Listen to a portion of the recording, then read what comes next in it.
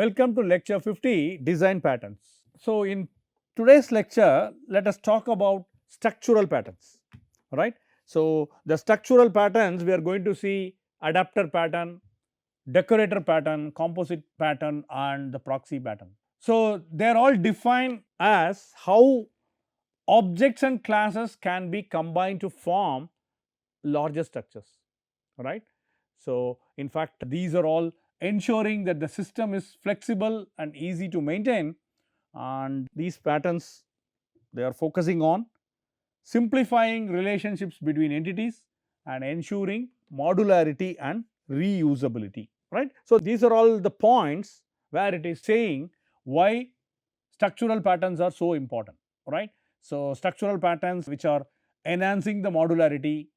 So, this is having the flexibility, and these structural patterns are enabling the reuse of components in different contexts. So, we call it as a code reusability, we have a scalability, and we have the improved readability, right. So, these are all the reasons where we can use the structural patterns, all right. So, under structural patterns, the first one we are going to see adapter pattern, right. So, the main idea of using adapter pattern is to convert the interface of a class into another interface clients expect, right. So, the adapter pattern which are enabling two incomplete interfaces to work together, right. So, let us take an example of, let us say, connecting a legacy system with a modern API, all right. So, let us consider the adapter interface by considering the class target, right. So, which is the abstract class. In fact, you are having the pure virtual function, all right. So, pure virtual function, you have the function called request, right. As I already said, is a pure virtual function request, all right. So, that means the target class has to be inherited further, that means we have to define this request. So, let us have another class, the adaptee class called legacy system, right. So, under legacy system you have the function called specific request, which is having one cout statement called legacy request, right, cout legacy request. So, you have the adaptee class, the name of the class is legacy system. So, now we have an adapter class, right. So, which is inheriting the abstract class called target, all right. So, this is abstract class over here. I have one pointer object adaptee under legacy system, all right. So, I have defined legacy system class over here, right, and then this is a private pointer object adaptee, and then we have a constructor adapter. So, it is a one argument constructor. So, legacy is a pointer object and you have the class legacy system, right, and legacy is copied into adaptee over here in this constructor, all right. And we have one function, in fact, we have to define this request function, right, because it has to be overridden. We are defining this in the derived class, right. So, that means this will be overridden, the previous one will be overridden, and here the adaptee, right, the object adaptee. So, legacy is the pointer, yes, that means this adaptee, the object which is in fact it is a pointer object, right, which is invoking specific request function, right, specific request member function, right. So, specific request member function is over here. So, that means the legacy request will be printed, right, if at all it is called. So, that we will see in the main program. So, your adapter class is over here. So, let us consider the main program. So, in the main program, assume that you have an object called legacy. So, the legacy is under legacy system, which is a class, and you have an object adapter, right. So, that means you are passing the reference of legacy, right. So, that means adapter constructor will be called, line number 16. So, now your legacy is nothing but the address of legacy, right. So, the legacy is a pointer object. So, legacy and address of legacy is address of legacy in the main, and the legacy over here in the constructor is pointing to the same location. Legacy and address legacy is pointing to the same location, right. So, whatever we are passing, that will be copied into adaptee. So, now this adapter object is invoking request, right. So, the request is the overridden function. So, adaptee will invoke right. So, the adaptee will invoke this specific request, right. This will invoke the specific request. So, specific request over here. So, legacy request will be printed, right. So, when it is invoking, the legacy request will be printed, line number 10 will be printed, right, return 0. So, when I run this code, as I said, so the legacy request will be printed. So, this is what happening in the case of adapter pattern. And the next pattern is the decorator pattern, right. So, the main idea of this decorative pattern is it will adding the scroll bars to a window without modifying the window class, right.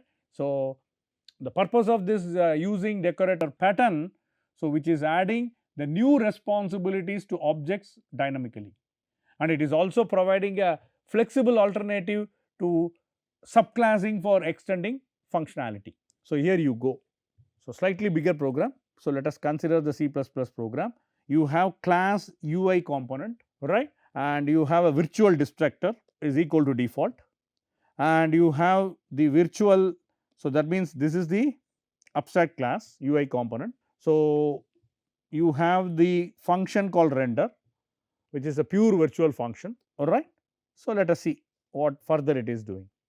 So, you have class window which is inheriting UI component. So, that means render has to be defined over here, right. So, it is returning window, right. So, it is overridden. So, this should be overridden. So, it is returning window, all right. So, it is returning window. You have a class decorator over here, which is also publicly inheriting UI component.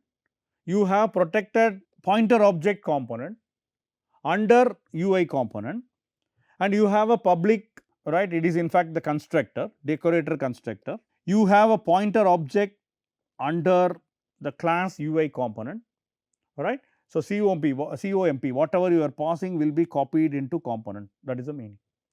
And then here we have the destructor decorator, so which is deallocating the component, all right. So, here we have the render which will be overridden, right. So, we already defined in the case of class window. So, here we are defining for decorator. So, render. So, here you have override, right, render, yeah, overridden.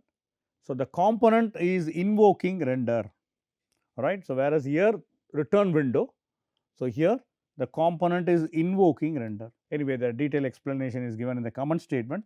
So, delegate render to the wrapped component. So, your decorator class is over at line number 31.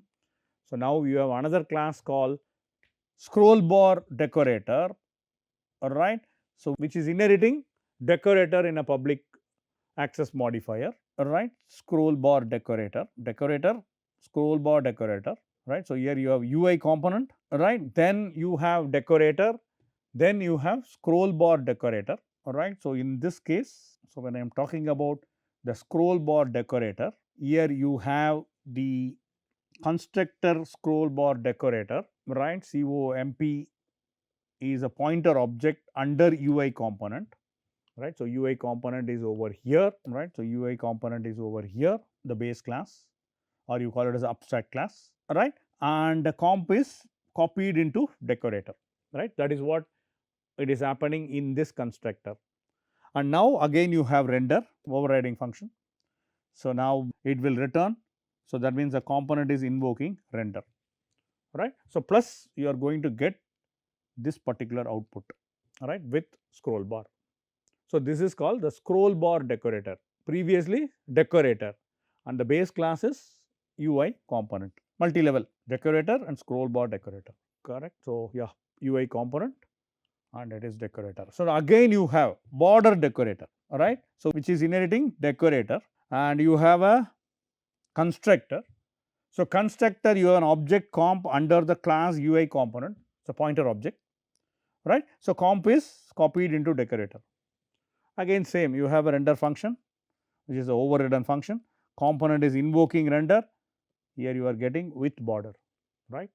Class is over at line number 51, border decorator is over at line number 51, and scroll bar decorator is over at line number 41. So, now let us go to the main program. So, the main program you have the pointer object simple window, right, the pointer object simple window that will be upcasted to window, right. Simple window is a pointer object, correct.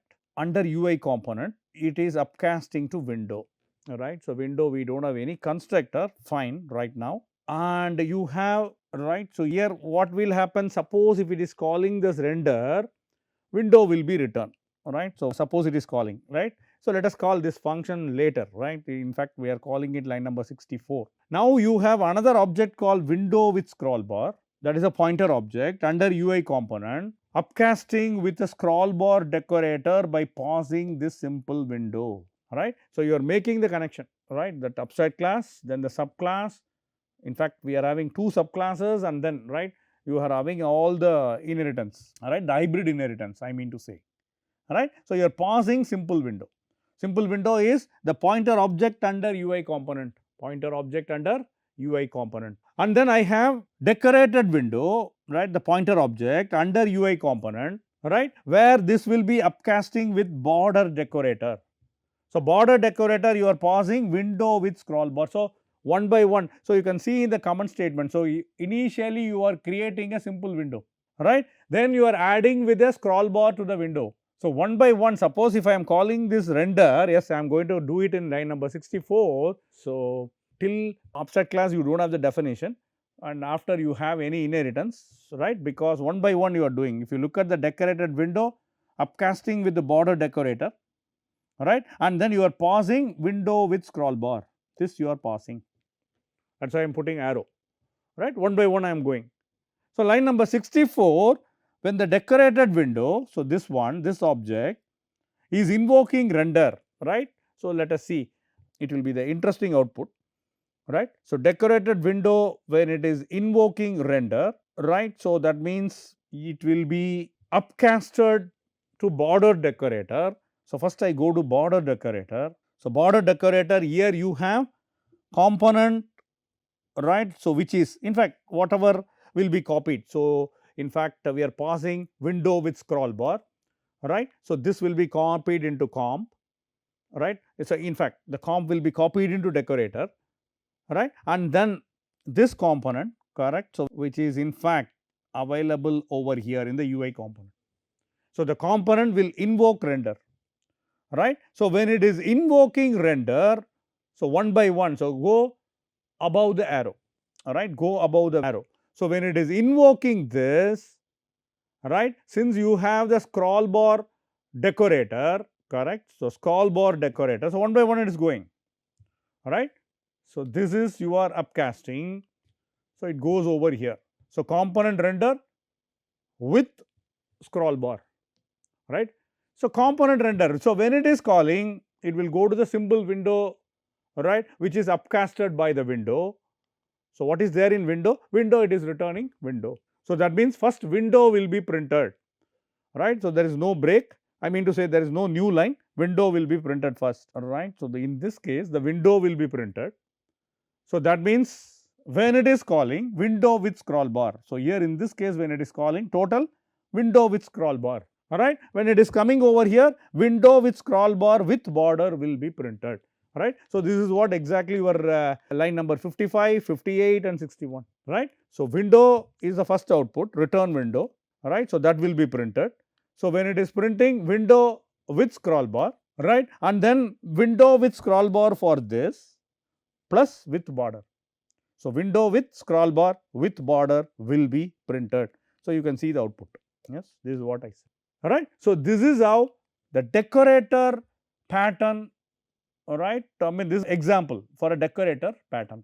So, let us consider the program, right. So, here as usual we have the abstract class file system, right, which is a Java code, right, which is Java code. So, this abstract class has abstract method called display. Now, right, so you have file system, right, which is the abstract class. So, that means this display has to be defined in the subclass, right. So, we have file, class file. So, under class file you have this display, right. So, here you go line number 10, right. So, now what is happening? So, you can see over here the file is extending file system. You have one data member called name under string, under the data type string, and here you have the constructor file, one argument constructor name string, and name is copied into this dot name, and here you have the display which is defined system dot out dot println and name will be printed. Okay. And here you have folder, again in this folder you have display, alright. So, this is also having display, and what is the name of the class? Folder, composite class called folder, alright. So, this is also having display at line number 16. Yeah, interesting, alright. So, here you have the abstract display, file system as having abstract display. So, now the folder is extending file system. So, the file system has the object children, right. So, object children under the class list of file system, right. So, here you can see the memory is allocated with the constructor array list, memory is allocated with the constructor array list. And line number 15 we have add method, right. So, we have the method called add whose return type is void. Here I have an object child under file system, right. So, here the children, the object under list is invoking add, right, by passing child, invoking add by passing child, and the display, it is a range for loop, that means the children, right, so that you are passing will be copied into, that means both will point to the same location or same identity hash map, children, right, and child. The child is invoking display, right, and the child is invoking display. So, here you have, so it will try to write the display the content in the file system, right, but unfortunately it is an abstract method. So, therefore, this will be invoked, right. So, that we will see when you are calling the main, right. So, the main you have root object. So, the root object under folder, and your constructor is also folder, fine, well and good, it will be there only whenever you are calling any, the root is calling any method, right. The root is calling the method add, right. So, add, you look over here, right, you look over here, it is the constructor file, right. So, file of you are passing file1 dot txt, and file you have the constructor, you are passing the text one, right, file1 dot text. So, file1 dot text that you have passed. So, this dot name will be file1 dot text, right, and here you have add, right, the function is add. So, that means file1 dot text will be added into the list, right. So, this will be added into the list, right. So, this is what exactly happening. In fact, we had seen several times how you are adding, right, the observer or, right. So, many examples that we had seen. So, this will be adding, right, add, again root is calling add file2 dot text now. So, the same explanation, next in the list is file2 dot text, right. So, now root is invoking display. So, root is under folder invoking the display, right. So, your constructor is also folder. So, therefore, this display will be invoked, and you have range for loop, right. So, children that will be copied into child, anyway these things, right. So, we have over here. So, now child dot display, right. So, child is invoking display, right. So, that means in the super class, I mean to say the abstract class, you have display. So, but unfortunately this is being defined in the subclass file, right. Now, it is accessing line number 10. So, system dot out dot println name, what is the name? File1 dot text. So, that will be printed first, range for loop, again child dot display is invoked, line number 10 again. So, now file2 dot text will be printed, right. So, this is what exactly happening, the output is file1 dot text and file2 dot text, right. I hope it is clear for everyone. So, now the next pattern is the proxy pattern. What do you mean by proxy pattern? So, when you are loading large images lazily in a graphical application, many image processing applications, right. So, this proxy pattern, all right. So, which is the main idea of using this proxy pattern, which is used to provide the surrogate or placeholder for another object, and more interestingly this controls access to the original object, right. So, let us take the example of an image. Let us have a class image, right, and this is in C++, right. So, you have the virtual function, pure virtual function display, which is equal to 0, that means I have to define later, and real object, right. So, let us say class real image, which is publicly inheriting image. Here you have file name whose data type is string, right. You have public constructor, let us say real image file under string, right. So, file is an object and the string is the class, right, or string data type file with the string data type, right. So, file is copied into file name, that means file name equal to file, right. So, it is having one display function, right. So, this has to be defined because, right. So, here you have image, that is a abstract class, and I have real image. I have the real image. So, the display which is defined in line number 12. So, the display which is defined in line number 12. So, let us have the class proxy image, right, class proxy image which is inheriting image, alright. So, this is also having at line number 20 you have display. So, that means this proxy is inheriting image, line number 20 you have the same display function, right. So, real image, the pointer object whose class is real image, and you have file name string, right. So, now you have the constructor proxy image file, right, under string. So, file is copied into file name and the real image is pointing to the null pointer, right. So, real image is pointing to null pointer.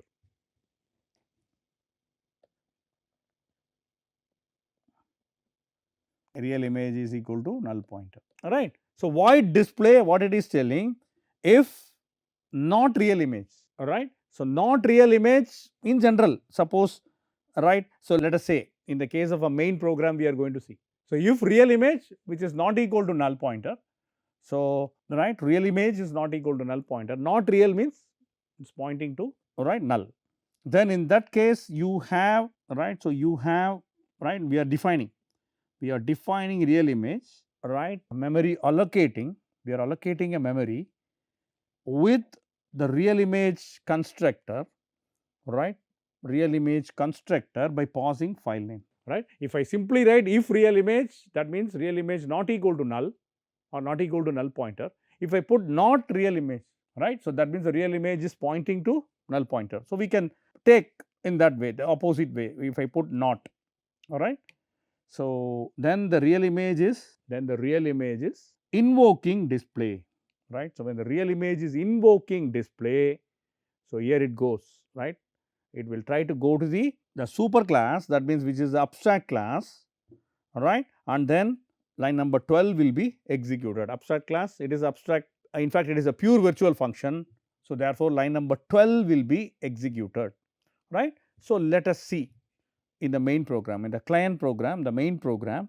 So, we will see I have an object called proxy, right, under proxy image, right, the object called proxy by passing large image dot png, I am passing large image dot png, right. So, then that means this constructor will be called, now file name is equal to file and real image is now pointing to the null pointer, real image is now pointing to the null pointer, that is the meaning now, right. So, it will be understandable, right, what is meant by if not real image, right. So, real image is pointing to null pointer, right. So, now when proxy, and in fact you are defining this object under proxy image. So, when I call this display, right, under proxy, so, right, so here because the constructor, right, so this is being called, so proxy is under proxy image, correct. So, proxy is under proxy image. So, this display, suppose it is invoking, yes, in fact line number 29 it is invoking, proxy is invoking display. So, this will be called if not real image, right. So, what is real image? Real image is null pointer, right. Not real image means not null, right, the opposite one. Not real image is not null pointer. Yes, it is not null pointer because you have large image dot png, it is pointing to large image dot png, right. So, now this real image, right, is equal to now the real image of the file name, right. So, the real image of the file name, so file name is what? Large underscore image dot png. So, that means the constructor of real image will be called, you are passing large underscore image dot png, right. So, here you go, real image constructor, file is copied, right. What is file you are passing? You are passing large underscore image dot png you are passing. So, that means your file name is equal to, right. So, file is nothing but, here file name, the file name is nothing but large image dot png. So, now your file name here, in this case the file name is equal to large underscore image dot png. Okay. So, still display function is there, real image is now invoking display. So, when it is invoking display, it goes to the superclass, which is the abstract class, right, which is a pure virtual function.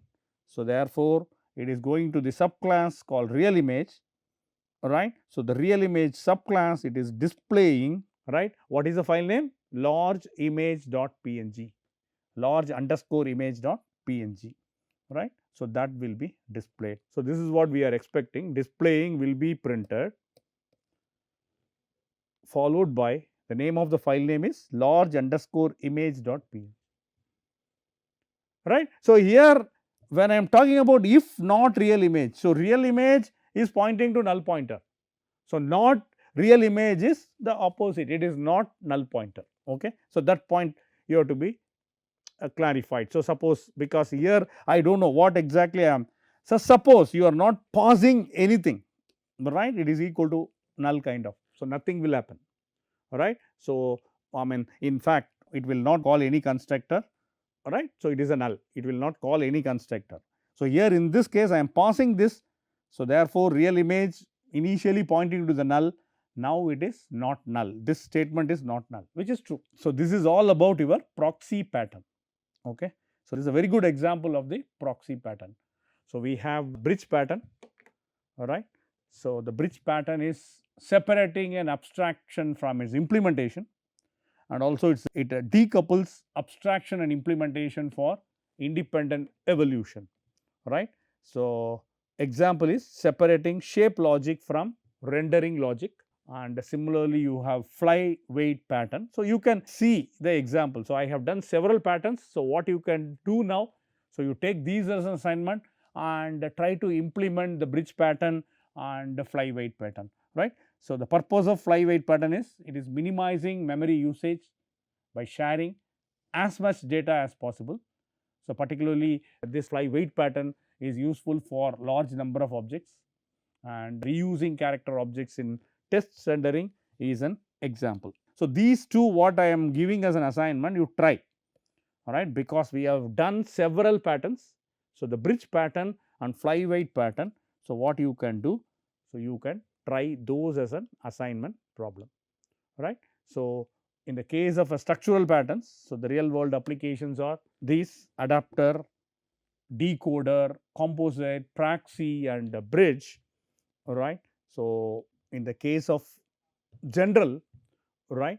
So, when I compare singleton, factory, observer and structural pattern. So, these are all we had seen, right. So, the singleton pattern in the last few classes back we had seen. So, this is ensuring a single instance globally, the coffee machine example that I had given. So, this is best for managing a shared resources, all right. And then we talked about factory pattern, right. In fact, the coffee factory example we had seen. So, this is providing an interface for creating objects, right. So, best for decoupling object creation from usage, and we started with observer pattern. In fact, the last class we had talked about the observer pattern, right. So, it is implementing a one to many relationship. We had seen the example in the case of both C++ and Java, right. This is best for the dynamic update in event driven systems, and we have seen many examples on structural patterns. So, this is organizing classes and objects to form flexible structures, and this is for best for managing relationship between the entities. For example, the adapter, composite, decorator, right. So, these are all the examples we had seen, right. Adapter we had seen, adapter pattern, composite pattern and decorator pattern, right. So, which pattern you will choose, which is the right pattern to choose for your application, right. So, here when I will use singleton, right, when we need a single instance, right, across the application. So, logging, configuration, caching, these are all the examples. And when I want to have a database connectors, right, or any user interface components, so I choose the factory, right. So, this will be used when object creation varies and needs decoupling, all right. And when I want to have the event driven systems or the real time monitoring, right, I use the observer pattern. And when I have, right, for example, I have the adapters, composite and decorator, right. So, when I want all this, I use the structural pattern, right. So, these are all the right way to choose singleton, factory, observer and structural patterns, right.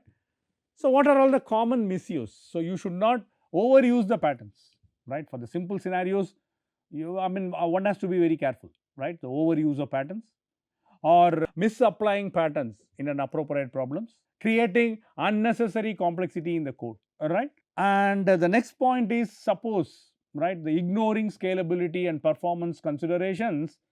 So, this is another common misuse, right. So, finally, failure to adapt patterns to specific application needs. So, these are all the common misuses of the design patterns.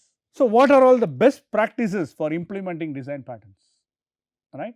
So, we have to understand the problem. So, I am going to choose which pattern, right.